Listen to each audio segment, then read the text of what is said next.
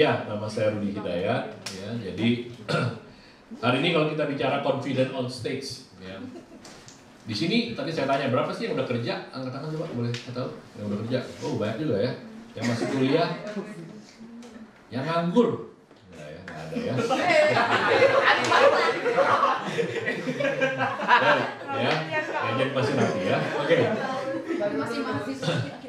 Ya kalau bicara confident on stage, ya tadi saya lihat kalau misalnya sekarang kalau kalian yang udah bekerja atau yang kuliah gitu ya, di sini dalam gereja ini yang suka mimpin WL tadi di sini yang suka jadi worship leader acara ya mungkin di pemuda atau mungkin udah ada yang pernah di ibadah di atas, ada yang belum baru sampai di level ini aja nih, ya. Oke, ya tetapi itu cikal bakal kalian confident on stage loh.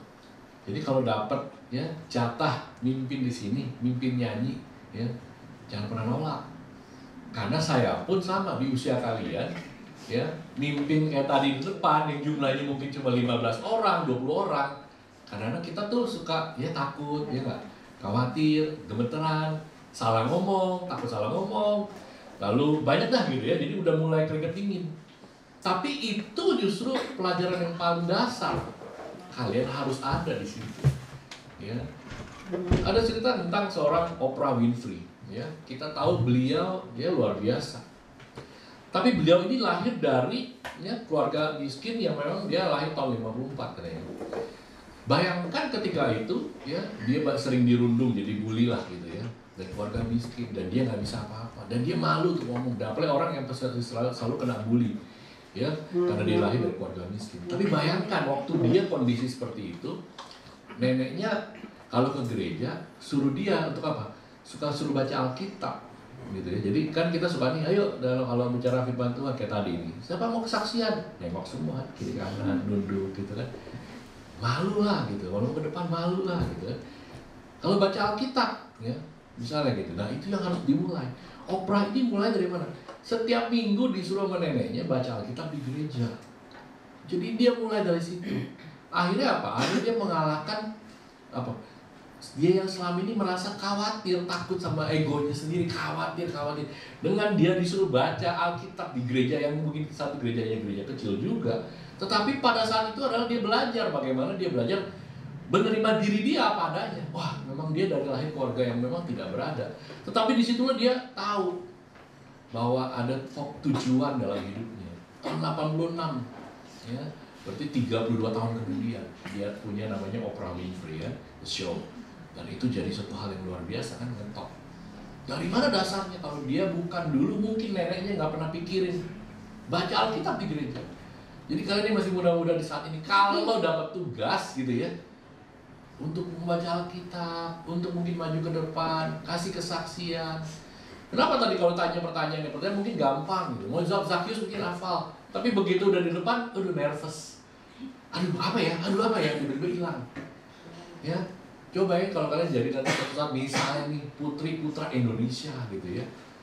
Wah begitu di depan disuruh oke, kalimat penutup ya. 2 menit terakhir, wah blank. Dan itu sering kejadian orang sering salah. Padahal dia pintar, bukan dia nggak pintar. Tapi saking confident levelnya itu justru ya tidak dilatih, itu yang terjadi. Jadi hari ini kalau bicara confident on stage harus itu kita melatih. Kenapa memang orang gak confident? Gampang memang jawaban kita dari tahu ya. Pasti ada orang rasa cemas, takut salah. Udah khawatirnya berlebihan, udah pasti terjadi. Kenapa kalian mau maju di depan sini? Aduh, ntar malu lah. Ya. Perasaan-perasaan itu semua muncul. Aduh, ntar salah ngomong di depan. Aduh, ya jadi udah cemas duluan. Ya, udah keringat dingin duluan. Makanya tadi saya tanya, kalian mulai WL dari yang kecil mungkin 20 orang. Ya nanti di atas mungkin berapa orang Pak sekarang? Mungkin 70, 80, 100 orang gitu ya. Mulai nanti kalau jadi WL. Lalu kalau acara Natal di Salem Mbak, berapa orang? 400 orang. Ya, beda lagi betul kan? Karena begitu di sini cuma 20 orang. Oh, kenal semua temen. Begitu di atas ada orang tua, ya kan? Ada yang lebih dewasa dari kalian. Ya. Wah, mulai. Begitu di Salem Mbak misalnya, banyak yang kita nggak kenal tiba-tiba datang gitu ya, yang kita nggak tahu ini orang tua siapa yang datang. Tapi rasa khawatir kita, kecemasan kita, kalau sudah melebihi dari ya level confident kita, maka confidentnya pasti akan turun. Dan itu yang membuat orang kenapa? Ya, susah sekali untuk ngomong di depan. Karena ininya sendiri sudah skeptisnya, sudah cemasnya luar biasa. Ya. Nah, ini hari ini kita mau belajar. Kekhawatiran kita, ketakutannya kita, ya. Ini yang kita harus belajar. Tapi by data, ya. Kalau saya keluarin data di sini, kalau kalian di layar, orang ketakutan berbicara umum itu banyak, ya. Besar sekali 73%. Ya. Jadi 73% itu banyak kalau kita bicara research nih, ya. Lalu kedua, ya, namanya glossophobia. Wah, kalau orang udah di depan keringetannya udah kayak jagung gitu keringetan, terus kaki udah kayak gemetaran, ya. Itu yang parah, ya, sudah parah sekali, itu 30%. Ya. Belum lagi, ya, ada rasa gugup juga. Ya. Mulai mungkin tadinya tahu materinya tiba-tiba hilang materinya. Ya, di sini Pak Negelan suka khotbah, ya, mungkin saya nggak tahu di sini ada yang suka bawain firman juga atau enggak. Tapi kadang-kadang kita nih saking gugupnya, akhirnya malah kita nggak bisa bicara di depan. Confident kita hilang. Tapi ini data loh. Jadi kalian nggak usah khawatir, mungkin kalian di 73%, mungkin kalian di 50% ini, atau mungkin kalian juga mungkin, ya, itu udah paling parah yang di glossophobia. Tapi ini data statistik yang ada. Jadi jangan pernah merasa, aduh kalau saya khawatir. Ya memang umum, semua juga khawatir pasti. Semua juga punya rasa cemas ketika di depan. Makanya tadi saya bilang, mungkin selama ini belum pernah bicara yang 20 orang di antara kelompok ini. Belajar sekarang. Karena kalian nggak bisa langsung bisa bicara di depan yang 1000 orang pasti gitu ya. Udah pasti di sana nggak langsung ngerti berdiri di depan ya. Nah, mulailah dari situ. Kenapa? Ya karena memang ada, semua orang juga khawatir. Jadi jangan pernah malu, jangan pernah merasa rendah diri, jangan pernah merasa kayaknya, aduh kalau saya di depan nanti saya salah ngomong nggak ya?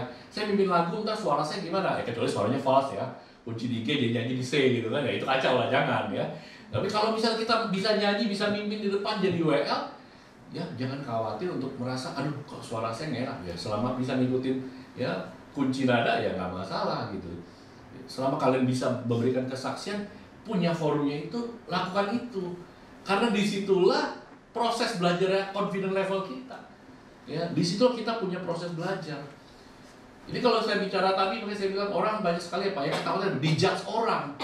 Aduh, kamu di depan nggak bisa ngomong lah. Kamu jadi pemimpin di depan nggak bisa inilah. Kamu di set tuh cuma lah.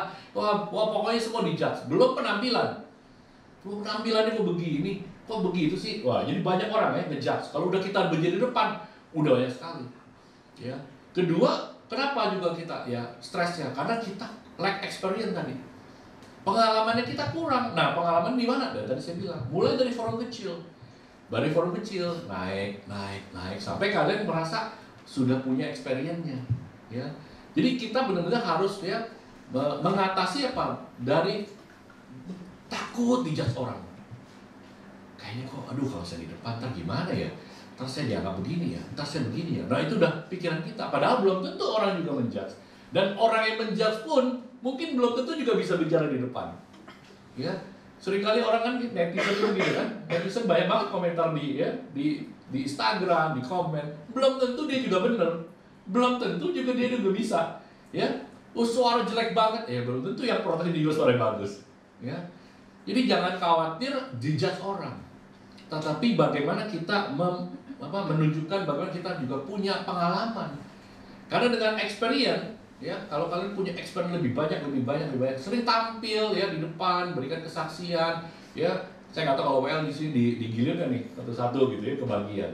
Mulai, ya karena ini dasarnya, ya ini menjadi basicnya kalian, ya. Nah, kita tahu cerita tentang Alkitab, ya. Saya dari Yeremia dulu nih, kita lihat ya. Tuhan katakan, sebelum aku membentuk engkau dalam rahim ibumu, aku telah mengenal engkau. Dan sebelum engkau keluar dari kandungan, aku telah menguduskan engkau. Aku telah menetapkan engkau menjadi nabi bagi bangsa-bangsa. Jadi saudara, kadang-kadang kita suka mengecilkan apa nih? Faktor bagaimana kita seolah, aduh saya nggak pantas lah. Ya. Dan ini yang terjadi memang di ya, seorang di Yeremia. Maka aku menjawab, Tuhan Allah, sesungguhnya aku tidak pandai bicara sebab aku ini masih muda. Tetapi Tuhan berfirman kepadaku, janganlah katakan aku ini masih muda, tetapi kepada siapapun engkau putus, haruslah engkau pergi, dan apapun yang kuperintahkan kepadamu, haruslah kau sampaikan. Ya. Jadi Tuhan sudah kadang menetapkan kita kalau kita tidak merasakan, kalau merasa rendah diri. Padahal Tuhan sudah menetapkan kita nih, Anda menjadi leader-leader nih. yang kita nggak tahu. Dari mana? Ya, kayak kesempatan. Waktu kesempatan itu datang pada kita nih kadang-kadang ditawarin jadi WL, ya, ditawarin untuk bisa tampil di depan. Jangan pernah menolak. Ya. Saya kasih tahu lagi sekali.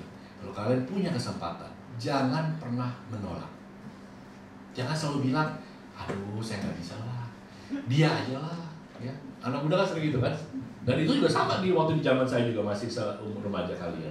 Ya, pemuda seperti kalian. Aduh jangan dah, dia aja. Tapi sebenarnya ya kayak firman Tuhan loh ini. Ya, karena Tuhan tuh kasih kesempatan lewat orang-orang kalian sekitar, betul nggak? Lewat gereja. Ketika ada di gereja kasih kalian kesempatan untuk berubah, mulailah. Jangan pernah nolak. Ya, Tuhan kita kan janganlah takut kepada mereka sebab aku menyertai engkau. Jadi sebenarnya kalau kita bicara firman Tuhan, kalau kita bicara apa yang sudah Tuhan gariskan buat kita misalnya, one day Anda menjadi seorang gembala, Anda menjadi seorang leader, ataupun ya pemimpin sebuah perusahaan, ataupun Anda menjadi seorang yang memang nanti jadi market leader, berdiri di depan, bicara ya, di luar mungkin kerohanian, bicara mungkin dalam karir kalian, ya, bahwa kalian harus punya apa? Keyakinan penyertaan Tuhan. Ya. Tidak ada orang yang boleh bilang, wah saya ini udah ahli bicara di depan. Ya. Tapi begitu kalau udah terlalu pedenya, kadang-kadang bisa hancur. Saya banyak melihat penyanyi-penyanyi ini, ya. Dia udah top, tapi nggak pernah mau ikut namanya rehearsal misalnya, gladi resik. Merasa diri bisa. Ya. Dan saya sudah menyaksikan penyanyi-penyanyi yang punya disiplin kuat, ya. mau gladi resik, mau ikutan. Waktu tampil, dia akan lebih better daripada penyanyi yang lebih top daripada dia. Kenapa? Karena kadang-kadang ini beda tipis, nanti kita bahas. Ya. Kalau kita sudah merasa kita mampu bukan karena Tuhan, itu bahaya. Ya. Jadi nanti kalau punya confidence on stage, tetap ya, kita tahu bahwa Tuhan itu menyertai kita. Waktu Anda di depan, ya, mau acaranya rohani non rohani, ya, tapi saya percaya bahwa kita tetap harus yakin Tuhan menyertai kita nih dalam acaranya ini. Ya. Jadi belajar dari Yeremia, nanti kita lihat lagi ya. Nah seringkali yang orang lakukan ini, ya, jawabannya jangan saya lah, saya nggak bisa, I cannot do it. Ya. T-nya harus kita buang. Ya. Kita harus tahu, yakin kita ini bisa, kita ini mampu. Oh, kita harus lakukan hal itu kepada diri kita sendiri. Karena apa? Karena begitu pentingnya ini. Setiap kali kita ngomong katakan, jangan saya nggak mampu, jangan saya nggak bisa.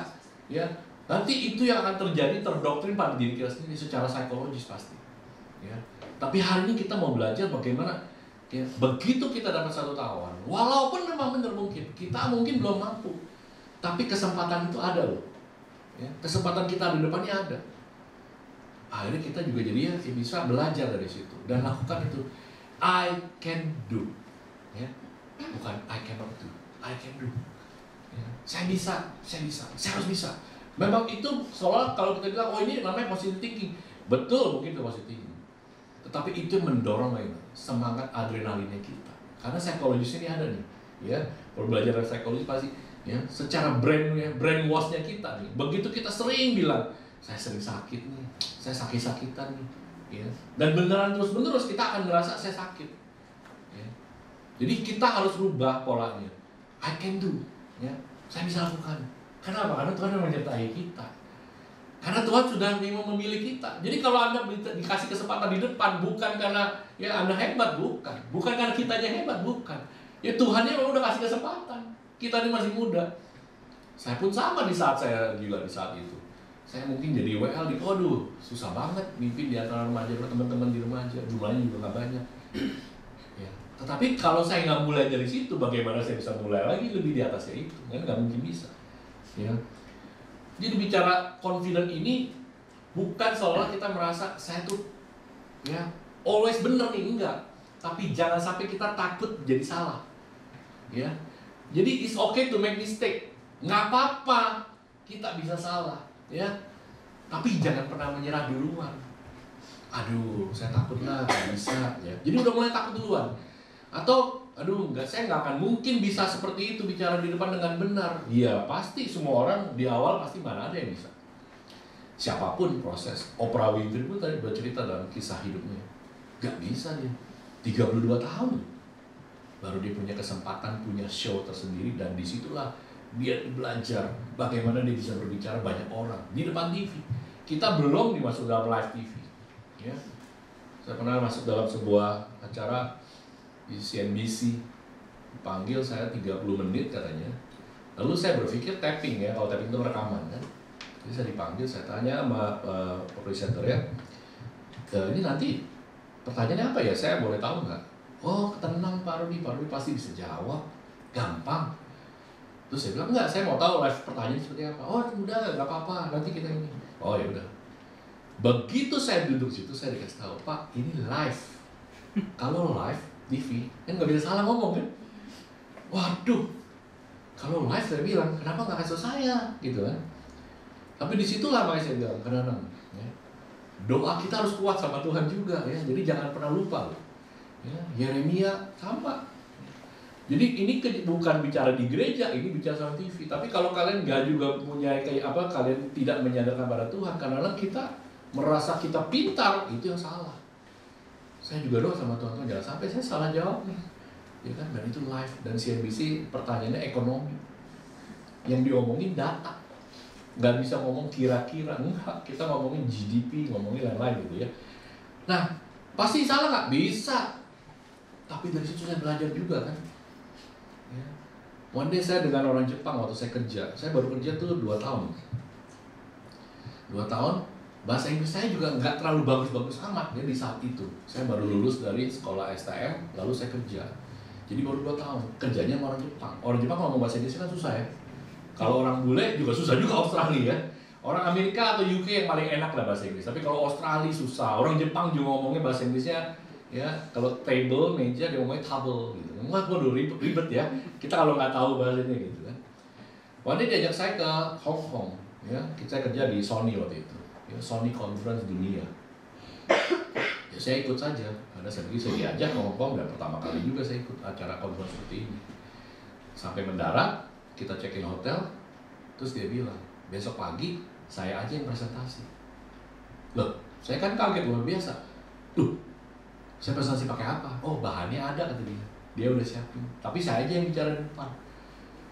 Wah, ya. Sejak itu makan saya juga susah. Tidur saya susah. Nunggu besok itu kayak seperti waduh ya. Aduh ya. Tapi begitu besok saya masuk ruangan. Ini dunia, World Conference Sony, ya, bukan merek abal-abal kan. Saya langsung, ini kaki beneran. Ya. Saya baru merasa sampai kaki bisa gemeteran, ya. Maju ke depan itu kaki itu beneran bisa bergetar. Ya. Dan wah, dan ngomong apa yang keluar, begitu bahannya memang udah saya pelajari. Karena saya mendarat siang, sampai malam, sampai saya mau tidur tuh saya udah fokusnya saya pelajari data yang harus saya presentasikan. PowerPoint, memang gampang, tinggal klik. Tapi bayangkan, ngomongnya bahasa Inggris kan. Wah, oke, semua kayak di kepala gitu ya. Tapi disitulah mistake saya banyak. Jadi di depan tuh udah gemetaran. Udah mungkin ruang AC dingin tapi kita keringetan gitu ya. Dikasih waktu dia bilang 10 menit. Wow, udah tapi 10 itu kayak waktunya tuh kayak udah 1 jam gitu. Lama gitu kayaknya. Jadi nunggu giliran saya tuh udah itu dan jatuh udah tek. Disitulah saya pertama kali namanya bicara di forum internasional. Tapi di situ juga saya tahu banyak kesalahan yang saya buat. Jadi setelah saya turun, ya memang semua orang pasti tepuk tangan lah ya, nggak mungkin ada yang nggak mungkin lah ya. Semua pasti tepuk tangan ya. Tapi turun, saya langsung aja saya mau orang Jepang. Dan ini saya lumayan, kalian harus juga belajar ya. Ini kalimat dia bilang, nggak apa-apa salah, I can understand it. Tapi the next you will be better. Itu kalimat yang saya belajar tertanam di otak saya. Jadi begitu saya turun, saya pikir, aduh, saya pasti diomelin. Bos saya kan orang Jepang. Aduh, pasti saya diomelin. Saya ngaco nih ngomong di depan. Jadi antara layar di depan sampai saya ngomongin nggak nyambung. Bisa kebayang ya? Nggak nyambung. Tapi ya mau nggak mau saya paksa untuk saya mengakhiri 10 menit itu gitu loh. Begitu 10 menit, tak gitu. Memang lega, tapi turun dengan malu pasti gitu ya. Tapi ini loh, it's okay. Mistake tuh nggak masalah, tapi itu belajar. Jadi itu orang Jepang bilang saya, dia kasih saya begini, turun. Wah, lega kan? Walaupun salah, kalau diinginkan lega gitu ya, enak gitu sih, enak gitu ya. Tapi saya bilang, oh saya minta maaf. Dia bilang, oh no, it's okay. You make mistake, no problem. Dia bilang. But for this year, for next year, you will be better. Itu yang membuat saya pengen belajar. Satu, saya bikin jadi belajar bahasa Inggris dengan lebih luas. Jadi pengen saya supaya saya bisa bicara formal di depan dengan bagus. Itu mendorong saya, memotivasi saya. Ya, kita belum benar betul, tapi jangan pernah takut salah, itu yang poinnya. Nah itu membuat saya pengen belajar. Lalu saya coba berdiri di depan, saya mulai masuk di dalam. Ya, saya sengaja tuh langsung, saya menawarkan diri. Ya, jadi kalau kayak tadi kalian, saya pengen bersaksi, semua nengok pasti. Di acara Sony saya pengen berbicara di depan dosen UI, 90 orang dosen UI di Depok. Saya angkat cuma tangan, saya aja. Terus mereka bilang, wah, oke. Kenapa? Karena gara-gara itu. Jadi saya pengen coba. Ya. Jadi waktu saya bicara dalam dosen UI, saya begitu ngomong, dosennya nanya, pertanyaannya, ditanya lah, itu data dari mana gitu ya. Tapi disitulah saya belajar nih. Oh, ternyata nih, ya. Memang dari mistake itu membuat kita tuh jadi terpacu. Oh iya. Jadi kalau sekarang saya muncul di sebuah data nih, saya tuh keingat acara itu loh sampai sekarang. Masih tertanam di sini saya. Every page nih saya keluar ini, setiap dosen nanya, itu dari mana? Kenapa bisa begitu? Lalu saya berpikir, oh iya, next time ini nggak bisa sembarangan loh, munculin main slide gitu ya. Jadi saya naik tingkat level dari mana? Dari situ. Ya, walaupun begitu ditanya, saya agak bingung. Wah, saya jawab dari mana ya? Sumbernya apa ya? Karena memang saya dapat datanya juga dari orang Jepang juga, tapi saya nggak tahu dia dari mana gitu ya. Tapi disitulah belajar. Jadi bagaimana kita buat kesalahan itu nggak masalah, ya, tapi belajar. Jangan give up duluan. Ya. Nah yang berikutnya, ya, sesuatu yang confident bukan gratisan kalian bisa instan, nggak bakalan bisa. Nggak akan ada namanya, saya belajar nih, saya kuliah nih, saya S2 nih. Ya. Tidak akan ada instan. Ya. Sesuatu itu harus apa? Working hard, kerja keras. Ya. Lewat apa yang tadi saya bilang? Belajar, working hard. Kita nggak akan mampu sebagaimanapun kita mau lakukan ya, busa nih. Ya. Dia juga bilang kan, aku tidak pandai bicara. Kalian tahu umur dia berapa saat ini? Ayo coba. Berapa umurnya Musa ketika 80. dia 80 ya. Tuhan bilang ada tuh siapa temennya? Harun ya. Umurnya berapa Harun? Saya jadi gak jawab sekarang di gara-gara Temi. 83 tahun. Ya. Umur Musa dia meninggal tahun 120 tahun kan? Betul gak? Betul. 80 tahun dia baru disuruh Tuhan. Berarti 2/3 dari seumur hidupnya dia. Ya. Dia baru tuh Tuhan suruh untuk apa? Tuh bebasin kan tuh dari Mesir. Tapi dia bilang, Tuhan aku gak pandai bicara. Kalau kita umur kita nih asumsi ya 75 tahun. Berarti umur 50 tahun baru Tuhan suruh kita nih untuk ngomong di depan gitu ya. Anggaplah kayak gitu kurang lebih nih posisi Musa nih. Ya. Kalian ini umur berapa? Ya, 20-an. Ya, di bawah 30. Jadi masih jauh panjang. Berapa penduduk Indonesia Gen Z milenial? Tahu nggak? Dari 285 juta. Berapa persen? Indonesia ini 270 juta sekarang katanya. Ya. 55% itu usia Gen Z milenial. Usia kalian Gen Z milenial. Ya. Makanya sekarang kenapa? Semua berlomba-lomba shopping mall nih sekarang. Ya, kalian lihat targetnya tuh Gen Z milenial, bukan targetnya orang-orang yang mature lagi kayak muda saya mungkin, pakai masih muda lah, saya udah tua ya. Jadi bukan posisi kayak kita lagi yang dia target Gen Z milenial. Bagaimana dia harus bikin mall ini nanti didatangi oleh anak-anak Gen Z milenial? Karena itulah 55% ya menjadi cikal bakalnya apa? Pemimpin. Ya. Kalian tahu kenapa kemarin bisa punya data pilpres, pilkada? Dari mana mereka bisa ya? Sampai memenangkan. Itu di belakang ada anak-anak muda, kalian tahu ya, yang dipakai sejak zaman Jokowi, sejak zaman Presiden Jokowi, Prabowo, mereka pakai anak-anak muda ya. Sampai kemarin salah satu kandidat gubernur, mereka pakai anak muda apa? Data yang diambil apa? Anak Gen Z milenial yang menjadi pemilih kan. yang ditargetin mereka. Karena mereka merasa bahwa ini yang lebih dominan. Jadi mereka mengumpulkan semua data ini, mereka liatin gitu, dan itu targetnya generasi milenial. Jadi kalian ini cikal bakal ini untuk apa? Untuk bisa jadi seorang pemimpin, ya. Nah, saya mau cerita ada satu, ya, mungkin suaranya kecilin aja nggak apa-apa. Saya mau putar video ini, ya. Ini ada satu event, ya. Saya ini puluhan, mungkin udah berapa banyak ya kecilin aja nggak apa-apa. Ya. Ini acara di Bali, ya.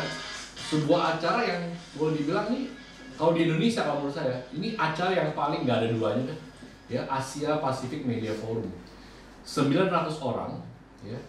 Waktu saya diundang untuk jadi pembicara di sini, ya, saya mau kasih saya satu share buat kita belajar. 900 orang di sini hadir, satu orang bayar 10 juta, ya, ada 900 orang dan mereka bayar 10 juta. Dan kalian tahu yang hadir, ya, dari luar negeri banyak, dari Indonesia juga banyak. Dan yang hadir itu orang-orang apa? CEO, owner. Jadi mereka datang ke sini untuk apa? Dapetin knowledge, ilmu, bukan dengerin pepesan kosong, enggak. Tidak ada di sebuah acara nih yang seperti ini yang orang berlomba-lomba pengen ikut, bayar 10 juta. Karena mereka merasa apa? Ini event, setiap kali mereka pulang, mereka punya informasi atau knowledge yang baik. Jadi waktu saya jadi pembicara di sini, nervousnya saya mulai muncul. Kenapa? Yang tadi saya bilang, waduh, ini orang-orang yang datang owner, ya, dan mereka bayar 10 juta. Jadi kalau saya ngomong sesuatu yang nggak ada gunanya buat mereka, mungkin mereka ngerasa, wah, akan judge, betul nggak? Pikiran saya masih seperti itu. Jadi di awal, ya, mungkin 5 menit pertama, saya harus menguasai diri saya untuk mengalahkan itunya, ya, rasa takutnya, rasa cemasnya. Jadi ini sebuah event yang luar biasa, menjadi pelajaran buat saya juga. Saya belajar banyak dari event ini, ya, event yang sangat mungkin kalau orang pada bilang begini sama saya waktu itu, ya, ini organizer yang bilang, Pak Rudi, kalau Pak Rudi sudah ada di stage ini, muncul di stage mana pun, dia bilang, udah deh, Pak Rudi pasti anggapnya beda. Ya. Jadi ibaratnya dibilang, ini Pak 900 orang yang hadir, bayarnya 10 juta, sorry buat promosi videonya lagi video. Jadi jangan salah. Nah, jadi di acara ini dia bilang katakan begitu, dan saya bilang ini orang-orangnya ya Pak sangat kritis. Jadi saya dikasih clue. Ya. Jadi kalau kan jadi pembicara dikasih clue gitu kan mulai kan mikir, udah bayar mahal nih orang gitu ya. Terus mereka jadi orang-orang yang sangat, mereka adalah owner, mereka bukan manajer, bukan juga GM, mereka adalah owner katanya. Majority 90% hadis ini adalah owner. Karena apa? Bayarnya 10 juta. Ya. Jadi mereka itu merasa bahwa ini event harus berguna. Nah, nervousnya kita dari tadi yang ini saya belajar di sini. Ya. Tapi ada kedua yang saya belajar ini, ya, saudara. Yang kedua adalah gini. Di situ banyak pembicara yang top. Ya. Dan orang-orang yang luar biasa, bukan hanya saya, ya. Orang-orang di dunia TV. Tapi di situ saya belajar apa? Humble. Ya. Jadi kalau confident on stage saja nggak cukup kalau kita nggak humble. Jadi di situ saya banyak belajar. Waktu mereka tampil, ya, mereka tidak, ya, wah serta-merta kayak, wah saya ini orang yang kayak ahli bicara, enggak. Mereka sangat low profile. Jadi confident on stage nantinya, kalau kita sudah sampai di titik ini, ya, jangan pernah kita salah, ya, antara confident sama arrogance. Ya, beda tipis nih, ya. Karena orang yang sudah confident, ya, kadang-kadang kita merasa apa? Pintar. Lalu kita apa? Kita showing apa yang kita, wah, saya hebat nih. Saya mau showing nih, ya, buat orang. Tapi enggak. Sebenarnya confident itu adalah apa? Sebuah bahwa kita tahu apa yang kita sampaikan. Kita mengetahui apa yang kita sampaikan. Karena apa? Karena buat orang tadi kayak acara di Bali nih, mereka itu datang untuk dapat knowledge, informasi. Jadi kalau kalian jadi seorang yang pembicara di suatu saat di gereja atau dimanapun, angle-nya apa? Angle-nya adalah bagaimana kita, ya, menyampaikan informasi yang berguna buat jemaat, audiens. Pasti itu angle-nya. Tapi ketika begitu kita ngomong arrogance, ya, bicara, wah, saya sudah begini, itu udah bicara lain lagi, ya, arrogance. Nah, ya, yang kedua kita belajar adalah apa? Be yourself. Ya. Jadi jadilah diri kalian sendiri. Kalian harus percaya sama diri kalian, tapi jadilah diri kalian sendiri. Ada orang yang berpikir, si itu bagus ya, saya mau dong seperti dia.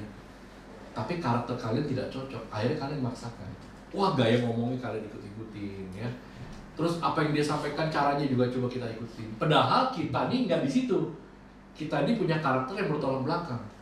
Itu yang nggak boleh. Ya. Waktu kalian jadi pemimpin WL di sini, ya. Bukan kita niru-niru dengan wah kita pakai suara seperti kayak dia nih, gaya seperti ini. Tapi kalau gayanya kalian bukan seperti itu, jangan lakukan. Karena kita harus jadi diri kita sendiri. Cara ngomong kita, intonasi kita nggak perlu diikuti dengan orang yang kita merasa oh dia kayaknya ini saya nih ya. Dia orang yang paling saya pengen banget, saya seperti dia. Tapi kalau kita bukan kayak dia, jangan ikutin. Karena kita nggak jadi diri kita sendiri. Ya. Jadi yang kedua, ketika kita di stage, jadilah diri kalian sendiri. Apa yang cara kalian ngomong, cara kalian gesturnya, ya dan lain-lain. Ya, makanya saya basicnya ini 2 hal ini dulu yang kita mau lihat hari ini. Ya. Nggak masalah kita buat salah. Ya. Nggak selalu kita harus benar bicara di depan. Maksudnya bukan kalau bicara firman harus benar ya, pasti gitu. Tapi maksudnya nggak harus kita selalu merasa aduh semua yang kita ngomong ini kayaknya harus sempurna. No, kita bisa mistake, kita bisa salah. Ya, tapi kita harus mulai. Jangan nyerah duluan. Kalau kalian punya rambut nih gayanya nih misalnya ini saya pakai AI nih, ya, image 4 orang ini. Ya. Kalau dia lebih suka gayanya kayak gini, ya kayak gini lah. Jangan dibuat yang lain. Ya. Kalian kalau penampilan nih sama nih. Kenapa penampilan itu di panggung itu juga penting, bagian dari itu, self confident. Ya. Coba kalau lagi maju ke depan penampilan, aduh pas bajunya nggak enak, rambutnya nggak rapi, pasti apalagi wanita ya. Aduh, belum pasang bulu mata, gitu kan. Belum lain-lain. Jadi udah mulai ya. Tapi kita harus jadi diri kita sendiri. Ya. Jadi be yourself. Yang paling penting ya, percaya sama diri kalian. I can do, bukan I cannot do. Ya. Ini pertama ya. Bagian kedua, apa sih nextnya yang berikutnya? Fokus apa yang kita bisa kontrol. Maksudnya apa? Yang tadi saya bilang. Ya. Apa sih bisa kita kontrol? Cara kita berdiri, ya, cara gesturnya kita, ya, attitude-nya kita, penampilannya kita. Itu yang kita bisa kontrol. Ya. Karena itulah menjadi ya waktu kita bicara di depan. Ini contoh ya. Kalau kalian punya contoh acara, misalnya nanti acaranya di Natal nih misalnya ya. Atau apa Pak? Milenium ya. Dari bawah naik ke atas panggung. Cara jalannya aja ya.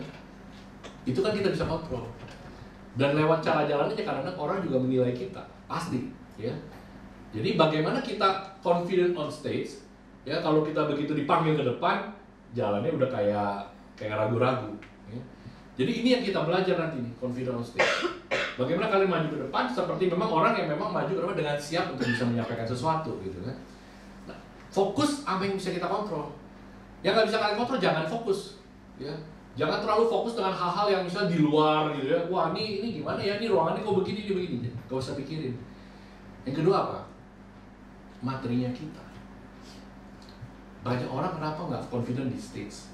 Banyak orang kenapa nggak confident? Karena nggak kuasain materi. Kenapa? Nyontek. Materinya bukan kalian yang siapin, orang lain siapin. Ya. Saya bisa salah walaupun dulu mungkin saya masih junior. Tapi kalaupun saya dulu di zaman Sony mungkin saya sudah senior, tapi kalau materinya dari dia lalu saya bawain, ya saya bisa salah karena saya nggak nguasain materi. Lalu saya jadinya nggak akan pede di depan. Saya nggak akan confident, ya. Jadi bagaimana kalian harus confident menguasai materinya itu memang harus kalian tahu. Bukan materi yang ya wah semua serba contekan. Akhirnya kalian bingung. Ini ngomong apa ntar ya? Ini apa ya? Jadi kayak gitu. Ya. Walaupun saya di sini misalnya saya bawa iPad nih, tapi nggak 100% saya ngeliatin ini enggak gitu kan. Tapi bagaimana kita menguasai materi itu penting. Karena di situ kita bisa menyampaikan ya. Jadi fokuslah sama dengan ini ya. Terus kadang-kadang waktu nih, ya saya bicara. Ya, waktu kita di panggung ada sebuah jeda nih kadang-kadang. Ini belajar. Ya, nanti kalian belajar. Kenapa banyak pembicara di panggung yang nggak terus-menerus dia ngoceh nyerocos? Ada saatnya apa? Diam. Waktu saya diam, saya melihatin audiens, ya. Dan saya bisa fokus. Fokus apa? Fokus dengan materinya saya. Seringkali apa? Kita bisa lupa nih materinya kita ya. Terus kita nyerocos terus nih, ngoceh terus ya. Kalau khotbah lah mungkin kalian punya pengalaman khotbah. Tapi karena begitu kita udah nyerocos terus gitu, terus kita sampai nggak bisa diem nih. Akhirnya kita lupa materinya kita, jadi ngaco ya. Confidence kita berubah tuh, bergeser di depan. Tapi bagaimana kita ngatur ketika kadang-kadang harus diam? Untuk apa? Untuk apa? Karena untuk mengingat juga nih, apa sih nextnya? Bisa aja kita lupa, ya. Jadi next untuk target ketika udah confident kita dari basicnya kita udah penuhi, sekarang yang harus kita penuhi apa? Hal-hal kayak gini. Halnya kelihatannya simple, ya. Yang kedua, connecting dengan people, ya. Jadi waktu kita connect dengan people artinya apa? Kita tahu audiensnya kita siapa. Saya makanya tadi selalu kalau dengan di gereja dimanapun saya hadir, saya mau tahu Pak ini dari mana, itu orang-orang siapa sih yang hadir? Oh ini kebanyakan ibu-ibu, oh ini kebanyakan Pak pengusaha, oh ini kebanyakan dari marketplace, oh ini kebanyakan mahasiswa-mahasiswa. Jadi saya tahu waktu saya ngomong saya nyambung, ya. Karena kalau kita ngomong nih, yang hadir ibu-ibu, saya ngomongnya ketinggian, ngomongnya di luar bahasa ibu-ibu, ya nggak nyambung nanti. Saya kasih contoh dulu nggak nyambung juga. Jadi confident kita di stage itu juga berpengaruh apa? Materinya sesuai kan dengan audiens kita, connect kan dengan orang itu. Saya punya rumus selalu 3-3-3. 3 menit pertama di awal itu penting untuk dapat perhatian dari kalian. Ya. Jadi kalau 3 menit saya buka nih, semua orang udah sibuk main HP, udah nggak ngeliatin, pasti nextnya nggak akan bisa. Saya berani jamin, nggak akan berhasil. 3 menit pertama kalian harus attention sama ya pembicara di depan. Kalau kalian jadi pembicara, kalian harus bikin audiensnya, jemaatnya fokus 3 menit pertama, karena itu penting. 3 menit kedua yang kedua di tengah-tengah, ya. Karena memang waktu nih, saya nggak tahu waktu saya mungkin udah lewat nih ya, saya udah keter, ya. Sampai sebentar lagi selesai. Tapi 3 menit tengah-tengah nih, karena kalau orang sudah mulai nih, kalau saya bicara di depan, saya lihat orang nih, main HP, udah nggak perhatian. Pasti saya bikin 3 menit kedua itu saya rubah. Saya punya plan B-nya untuk saya rubah supaya apa? Supaya orang mau perhatikan saya lagi. Terakhir 3 menit terakhir adalah penutupan, closing. Kenapa? Penting supaya orang bisa memorable, ya. Tetapi buat saya paling penting ya, tadi dari kita semua, kalian menguasai materi dan jadi diri kalian sendiri. Saya mau beri contoh ya. Ini saya play.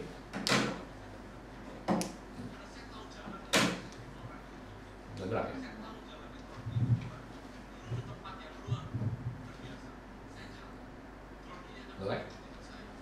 Oke, lalu drone ya. Saya sengaja ya menggunakan dengan jadi diri saya sendiri. Waktu saya menyampaikan sesuatu, ya. Nah, waktu saya gunakan teknologi, orang memorable, ya.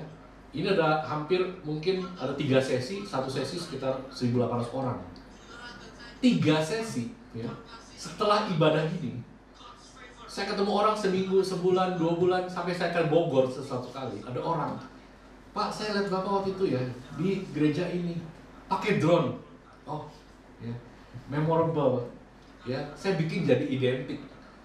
Jadi saya bikin dengan sebuah drone untuk bikin satu cerita. Karena cerita ini follow me, ya. Ini cerita yang kedua nih saya bicara. Kalian tahu main drone ya? Kalau drone itu ada tombol namanya return to home. Ya, ini saya lagi cerita tentang anak yang hilang. Ya. Jadi saya bikin ceritanya nih return to home. Drone-nya ini dari luar masuk ke dalam. Ya. Saya mau kasih cerita video ini bukan lagi ceritain khotbah ini, bukan. Tapi buat saya adalah bagaimana kalian harus jadi be yourself. Ya. Bahwa waktu kalian menyampaikan sesuatu dengan gayanya kalian, dengan keunikan.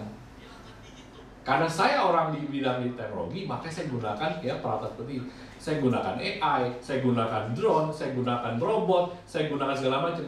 Untuk apa? Untuk ini. Nah, ini saya contoh nih. Saya tunjukkan mereka. Ini drone.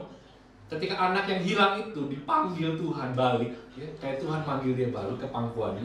Jadi saya bikin drone ini, saya pencet tombol return to home, drone-nya masuk dari luar atas ya, dari sebenarnya videonya ada yang dari atas terus masuk ke dalam sini sampai masuk ke dalam ruangan.